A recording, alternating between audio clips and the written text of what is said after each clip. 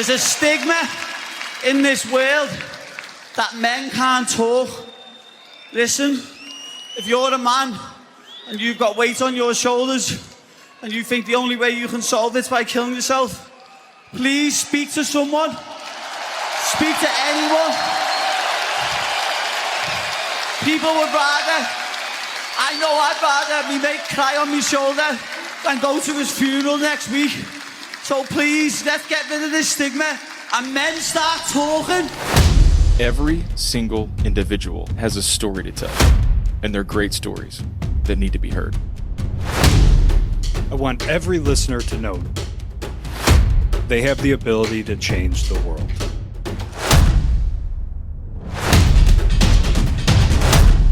Welcome to the 1720 podcast. What's up, Mountain Movers? Welcome back to the 1720 podcast.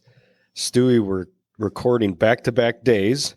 This episode will air next week, but then yesterday's doesn't air for a few weeks. So I feel like I'm getting in a time machine for some of these conversations. Yeah, the common refrain is, it happened yesterday, but we know it's not happening for 2 weeks, and then we can't figure out the timeline of how this all works out, despite the fact that we have a spreadsheet and a rollout plan. But yes, yesterday is 2 weeks ago. Yes. Yesterday is 2 weeks into the future. Is that right? Something like that. I know it got pretty funny yesterday recording, trying to think about something that's on today's agenda that I couldn't talk about for the 100th episode because I hadn't surprised you with it yet. So that's today's episode. And you said then, time warp. I've already told you what it is, which blew my mind because I didn't know now, but by then I do. It's like some Back to the Future stuff. We need a time machine for this. Yeah, pretty much half our crowd has already turned this episode off. Yeah, they're done with this. Let's see if we can catch people back. 2 weeks ago, we've had two preacher eps, right? Like we had Kent and Sam leading up to this. Dude, I've had more feedback in the last 2 weeks than I usually do. I think we've said on air before, you catch most of the feedback for whatever reason about people listening and catching up. Dude, I've had some this week, just holy mackerel, those crazy stories, or those stories, not a crazy part, those stories hit home for them. Same for you? Yeah, that's the deal, man. There's vulnerability in it and some realness and true testimony that regardless of people's come up or faith, I think there were some relatable stories in there. A lot of people are going through divorce or have family that has gone through it. Addiction's very real, different paths and journeys in the hard road to get you where you're at. I think a lot of people related to it. That's why we heard a lot of feedback from the past 2 weeks. Yeah, I was actually texting with Kent this morning because, as you can tell, I sort of caught on to the every hero needs a guide theme there. And I've been texting back and forth with him for hours this morning about where that guide needs to live. Does that guide need to be in your feedback loop? Does that guide need to be organizationally, your direct report, values to that being the case, and pros and cons to having a guide that's not in your expertise and not in your organization, and all sorts of just back and forth with that, not landing with any answer, but just vetting out how does this work and pros and cons to it. And I could bore you with some of our deep chatter, but the point being that I had a big takeaway around that, and I'm still 3 weeks later, I guess, pinging him, bugging him, asking about it, trying to find a space to land on it. So cool takeaways in terms of vulnerability and some practical business application stuff too. So those were really good episodes for me. Yeah, I have a praise report too. The day Sam, last week's episode, my pastor, the day it aired, I went online and finally signed up for a next step in ministry. So after a long hiatus, I'm going to be serving in the church. So I got an interview at Sundays, before or after Sunday's service, to talk about what I want to serve in. And it's most likely the Switch.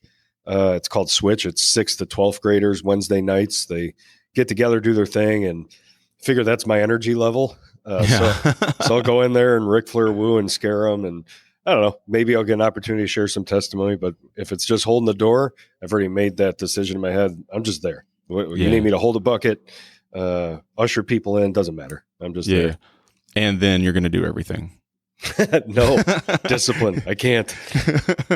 It's funny. I actually wrote today. I was journaling on some stuff, and one of the things I wrote down was like, I don't know when to say no, and I pull everything into my orbit, and so don't do that. Figure out how to avoid that. It's not a trap because conversationally we talk about it all the time. It's like it's not like you're doing bad things. You're just being consumed by everything. Oftentimes, all are good things. I just can't let my time be consumed like that. So you don't either. Nope, can't do it. And that's why I picked Wednesday night, because it's 7 p.m. I can already have had dinner with my family. So it seems to be the least intrusive with my family. Like doing multiple services on Sunday kind of robs from the precious time I have with them. So I figured this one's the least intrusive and hopefully greatest impact. Yeah, that'll be fun, man. I look forward to hearing some of those stories. It's that is a crew that is full of energy. If it's anything like the Watermark team, it's full of energy. The kids are. It's a crazy dance party up there. So tell you what, I'm not, from a wardrobe standpoint, I'm not coming in with the airtight skinny jeans. It just ain't happening. Your fit's not going to be on point for those kids. No, they'll know I'm aged and out of tune. Whatever, man. That's not, I mean, yeah, for sure. Also, doesn't matter. And I know you'll fit in over there, and I do hope you get a chance to like pour into some of those kids and share your story, because that's a vulnerable population. And I mean, in terms of like life stuff starts to move real fast in that phase. And so I hope you get a chance to sit next to a kid and tip his trajectory back towards the right spaces, man. That's right. All right. So I guess we'll intro our big guest for this week. Just kidding. We don't have one. It's just me and you. Oh yeah. Drum roll. Yeah, nobody. Nobody. But it's cool to get feedback from our, weekly guests. Like, hey man, we want to hear from y'all every now and again. Yeah.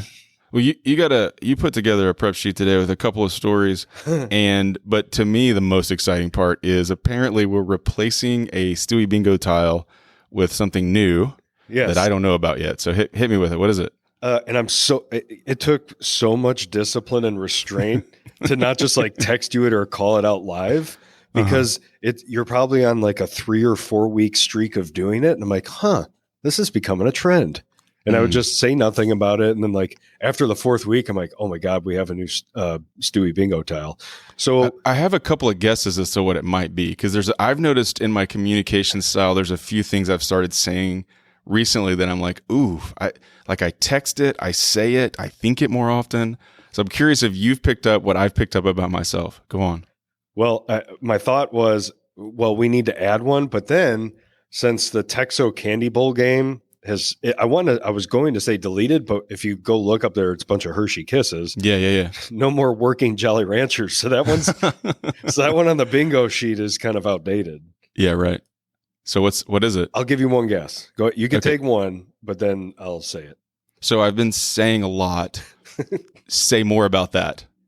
Where people like kind of lead into a story and then kind of hit a point where I don't have like a full understanding of what they're saying. Yeah. And so that's turned into the thing I say to like probe a little deeper to try to get people to say more things about whatever they just ended saying.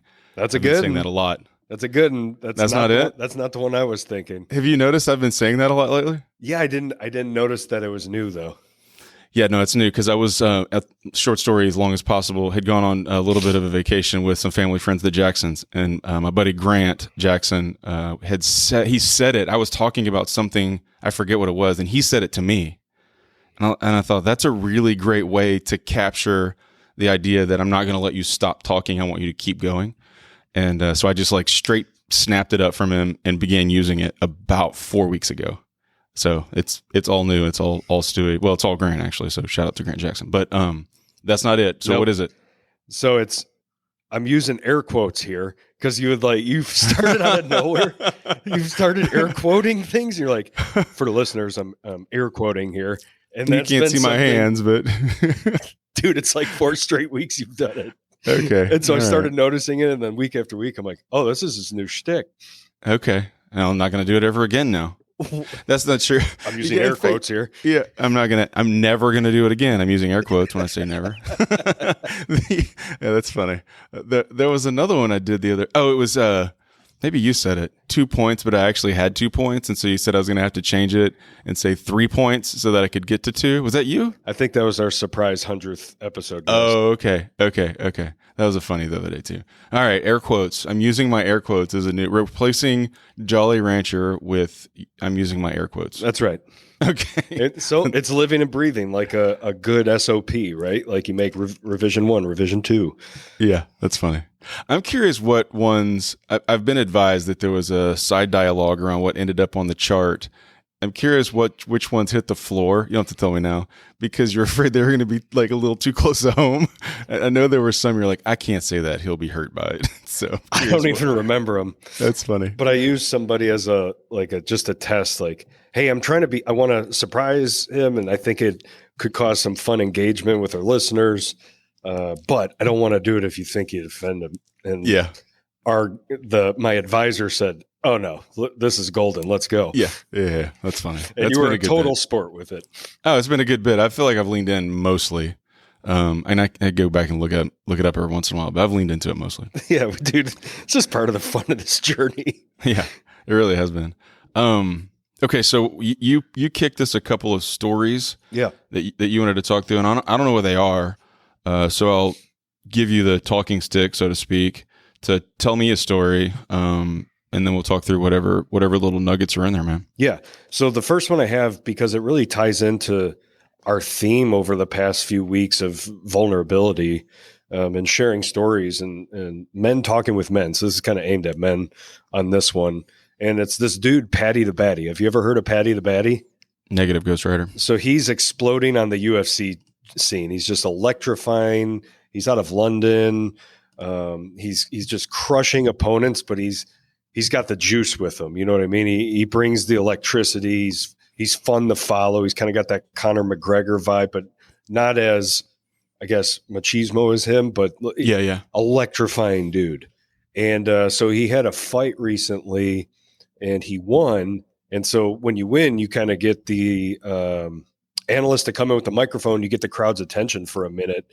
And he kind of quickly went into like, and this isn't typical for him. So it was really heartfelt. And I watched it, and it was that earlier that morning of his fight, one of his good friends took his own life.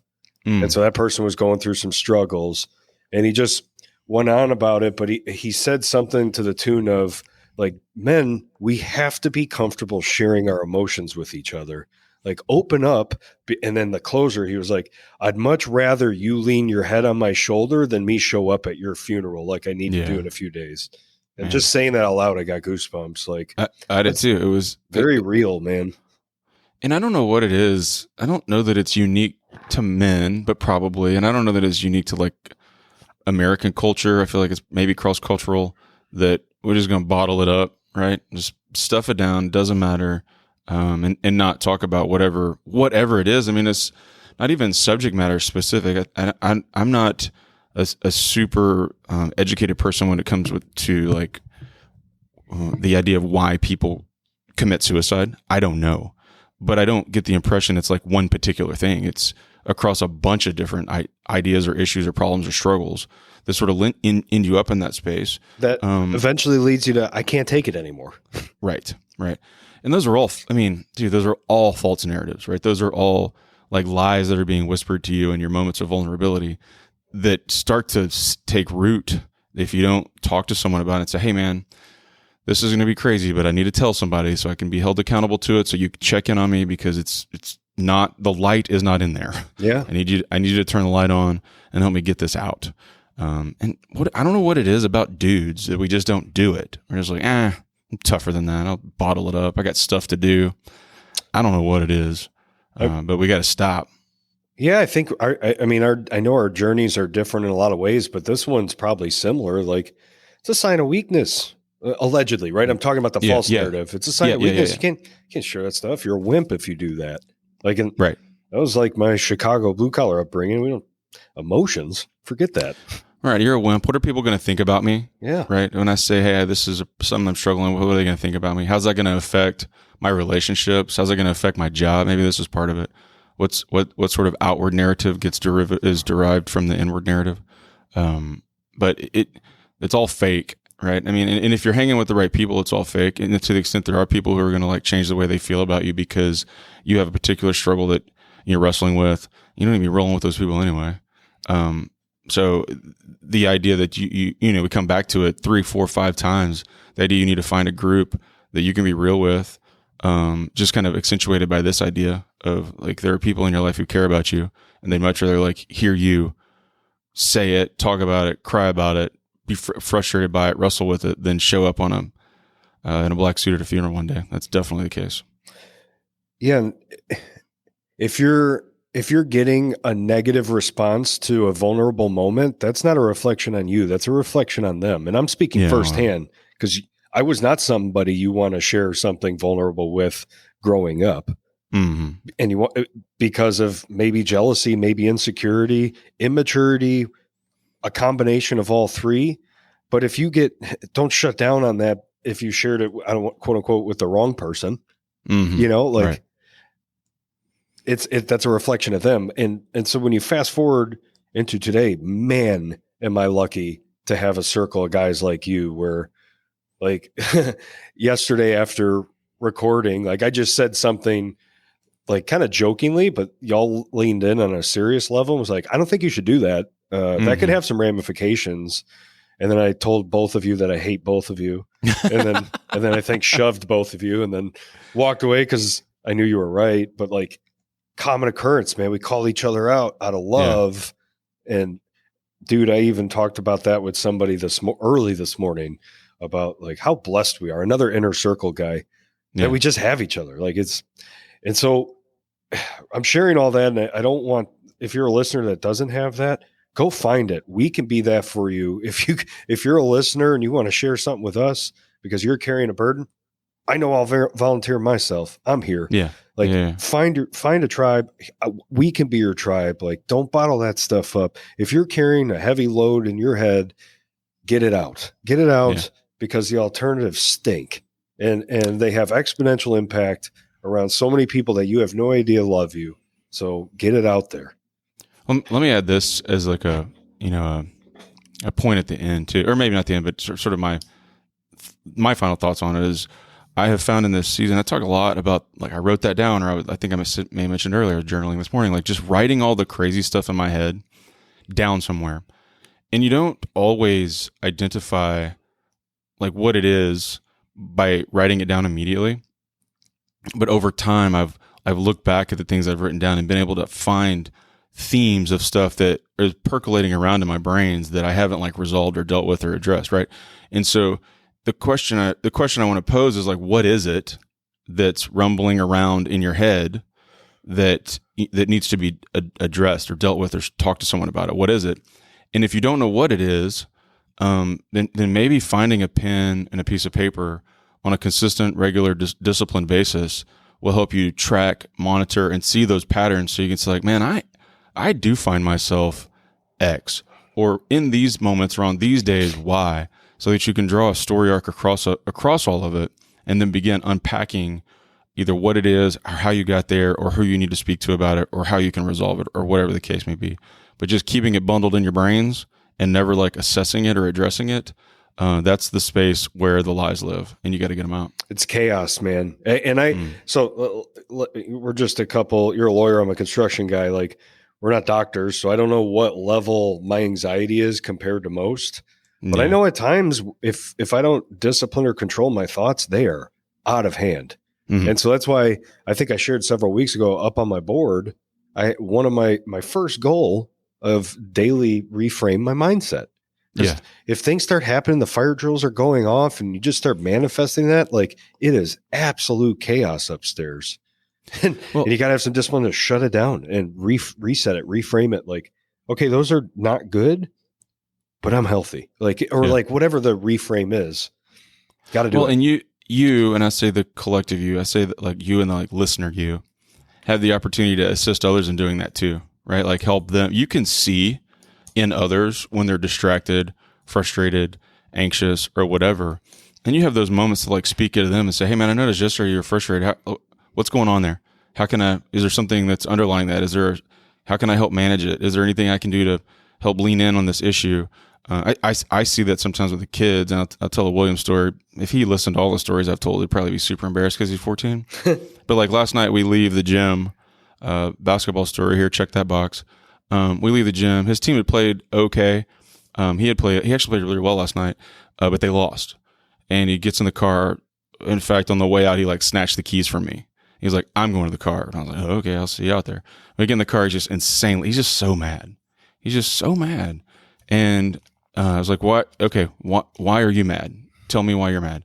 And then we started to like address why he was mad. And because I know him, because I know what makes him tick, I knew he was upset about something.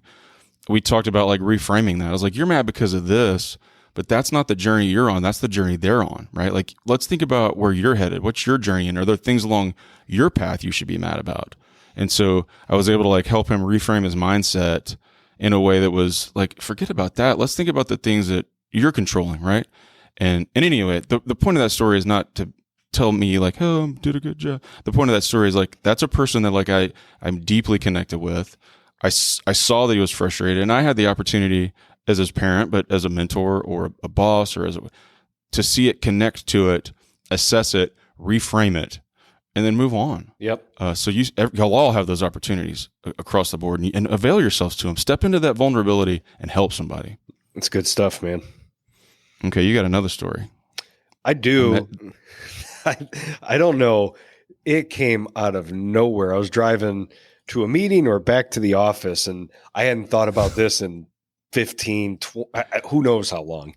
This is an old story that just comes zooming into your brain. Zooming into the front, and it fully plays out in my brain, and I just start laughing out loud because 15 years ago in the moment, it was embarrassing, and today it's so much more relatable. And I made it, I don't know if you caught it, I made it as a DM earlier last week, so that'd be last week. Time machine. Yeah, time machine again. But I call it the measuring stick story. And so when I transitioned from the field side to the office side of construction, I was getting my feet under me, didn't really know what I was doing. And I was sent out to do some field measurements. So we got some shop drawings, and you need to measure the openings. I have a tape measure, no problem. I've never used a laser or anything to do high point, low point, which construction folks know exactly what I'm talking about. But like, I just was going to get my width and my height, measure it 17,000 times and make sure I got it, and then come back. One of the older project managers, he's like, "Oh, I got so many tools. You want me to give you something that would help?" I'm like, "Well, of course." And so he gives me this like this bag that kind of looks like a larger pool stick case, if you can think about that. Yeah. And he shows it to me, and it's got this flat part, and you extend it out, and it gives you a true measurement of the width. And I'm like, I just figured, so you can take interior dimensions with it without having to go like from tape wall, across it. Instead of your tape breaking, I guess it just gives you. And I didn't know. I figured maybe this is standard practice. And so I show up to the job site. I'm getting in front of these openings, ready to measure. I'm extending this telescoping measuring stick. I got my tape measure, and dude, I'm early 20s. So I'm a young buck. And the GC superintendent comes up to me like, concerned look. He's like, "Who are you with?" And I say, I'm with so-and-so. He's like, "What are you doing?" And I'm like, measuring openings. And he sees the telescoping measuring stick. And why it makes me even laugh, say it out loud now. What popped in my head last week was just the look of utter disappointment and like being stunned that they sent me out here, that I was using this. It like all hit him at once. And he's an older, more experienced guy. So like that look of extreme disappointment was, there's no way this is going to be right. And so in the DM, I said, like, think about that viral picture of Ben Affleck smoking a cigarette, like with the extreme disappointment. That's the exact look I got from the guy.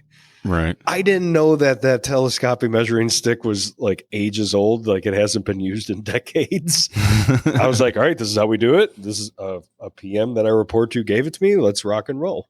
Yeah. And so the reflection from that very funny moment is, and I tell this often to people here, right? Like every year you grow in your career. Like if you're on this incline on a line graph, there's always going to be that baseline project engineer or entry level intern that has no idea what they're doing. And rather than get frustrated, which you see a lot of, especially in construction, like how can you lean in and help that person have some understanding that you were there, you were a rookie at some point, everybody was, show some grace if they don't know what they're doing. And if it has to escalate, maybe call their boss and be like, hey man, so-and-so's trying their best, but I think they need a little bit more guidance than what you gave them. They don't really know what they're doing. Yeah. There's that opportunities everywhere, man. Like 30 years from now, Stuart, you're going to have somebody that's entry level that you're working with. They're always going to be there. Yeah. So how can we lift those people up and help them out? And maybe you do the Ben Affleck look after you get back into your office. Beaten. Yourself, but like, I don't know. There's so much. It's a cool story that it wasn't intended to be motivational for me, but it ended up being motivational. Yeah, check off a bingo box on this one because I'm going to tell a story on top of a story. But at the firm, the way we frame that with respect to young folks coming in is we don't view them, at least I don't view them as like baby lawyers or young, like they are. Their talent or expertise and experience is baby lawyer. But I always view them through the lens of a future partner. And so whenever I reframe that to think like, okay, this is not just somebody who doesn't know what they're doing. This is someone who in plus or minus 10 years will be a partner of mine. And then that helps me like frame the idea that I need to help them get from A to B. And so when I see mistakes, when something gets messed up, I don't think this is so stupid. I think I need to help fix this because in 10 years, they're going to be a partner and I need them to be able to handle all these things in 10 years. And I think about that here, and maybe you think about that at home too, right? Like you're raising a 9-year-old or whatever, but you're not preparing them to be 9. You're preparing them to leave at 18 and go out into the world and be like successful, respectful, flourishing, vibrant adults. And if you think about, no, I'm just trying to help this 9-year-old be the best 9-year-old, it's a little myopic. It looks at your feet. Whereas if you can pick up your head and look down the road and reframe everything as to that long view, maybe that helps mitigate some of the frustration, angst, anxiety, whatever that comes around dealing with people who are novices and making mistakes. So that's sort of the way we look at it, or at least our teams look at it here at the firm. And I'll give a shout out to John Acuff here. Do you ever follow him on social? Loosely, I think. He posted something the other day that like I tagged. I was like, I'm coming back to this forever. Soap with goats? No, it wasn't soap with goats, but that was a hilarious one. That's a deep dig. It was, he said, if you want to raise a child to be kind, you teach them to be kind at 6 and then give them 10 years to experience it and to work on it. And I was just like, that's it, right? Like we're not teaching partners to be partners the moment before they become partners. You're not teaching tradesmen to become experienced experts in their field at the time, right? You teach them those things early and give them 10 years to practice. And so reframing those mistakes, reframing all those accidents, reframing some of those moments of stupidity in terms of the long play. There you go, man. I think that's a super helpful tip. For sure. And man, that could parlay into a lot of things like generosity. Like you hear that in church and other leadership. Like if you're waiting for that financial windfall before you're going to be generous, you most likely aren't going to be generous. You're just going to go buy a speedboat, which sounds cool. But yeah, it does sound fun, actually. You're being generous to yourself. But if you're waiting for that, it's good to practice and build that habit as soon as you can. Yeah, there you go. So, all right. Go ahead. You're going to be very delighted by this news. So, okay. If you bought me a speedboat, yes, bro, I'm rolling in it. Money trees. You're so generous. My backyard. All you have to do in LinkedIn in the search bar is search soap with goat, and it's the very top post that shows up. Oh my goodness! And you're the very top comment because you have 10 likes to it. That's amazing. And I'm going to go find it right now. Well, I'll wait till we're done, and then I'll go find it. And you'll be happy to know that Kevin, Carey, Dynamic Glass, and 1720 liked it. No, I loved it. Dynamic Glass supported it, and 1720 found it insightful. Yeah, here it is. Dude, this is from a year ago. Well, how many posts are you going to find that have the search criteria soap with goats. Soap with goats. Yeah. He says, I shouted like I had won an Olympic gold medal, scaring at least a dozen people in Nashville trying to buy artisanal bean sprouts and soap made with goat. So then my response was soap made with goat. That was it. Yep. Yeah, that's a weird dig of nothingness, but we found it. I thought I'd never find it again. Oh, no. Easy. Yeah, internet never forgets, man. That's the benefit of a virtual recording. I had the double screen going. I'm like, I'm going to search if I can find that. Boom, top post. That's the benefit of, my brain just stopped working. Joe Rogan. Like anytime they get off in a ditch, they got the guy who'll go find it and show it to them. They got a guy. We need a guy. Or maybe you're that guy. Yeah, I could, dual task a little bit. I might miss what you're saying leading up to it, but I don't know what else we have today. What else we have? Man, that's about it. I just we're going to take our second crack next week with Stephen Holly. Oh yeah, Stillwater Capital and carry the load, and he had to bail last minute because of the Fed hike kicked in the day we were supposed to record, and at the moment we didn't understand what he was talking about when he was like, obviously, my life is in a tailspin right now. We're like, okay.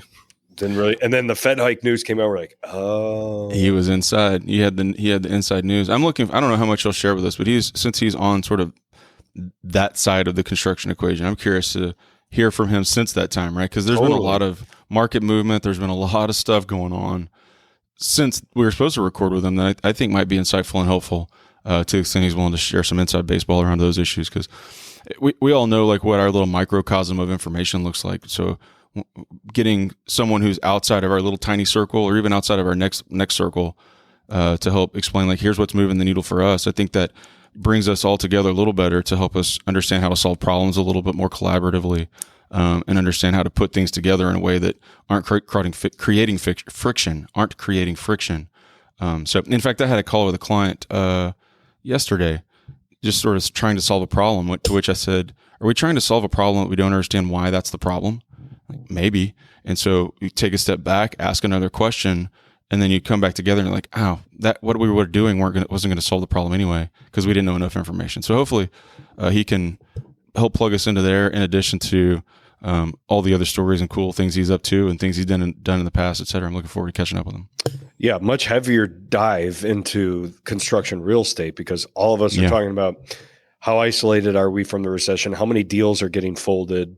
Right. Are you picking your best 3 out of 10? And if every developer does that, that's going to leave far less for us to fight over. And I mean, I've already had one pretty large deal get folded up right before we were about to start. And, is that an indicator of more to come?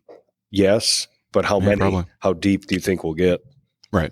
I'm interested to hear his prognostication because I know he has insight on all that probably most of us don't have visibility to. So yep. And then so other things coming up, we referenced it, but our 100th episode, so this would be 98. Stephen will be 99, and then August 15th, our 100th episode. So we have, I'm going to put a date out there. August 10th should be the big reveal promo video. We shot a promo video with this 100th guest. You're not going to believe the stats that this person holds. Unbelievable. And so kudos to you to putting it together too, by the way, like top to bottom. Yeah. You did the hustle. You got it put together, coordinated the video shoot, all of it. So as per usual, Kev did the hustle to make it happen. Team effort, bro. It's going to be cool. But so August 10th, we are going to reveal who the guest is with a video. So expect a video out. And our boy Rhett is already working on it. Yep. Well, that's going to be awesome.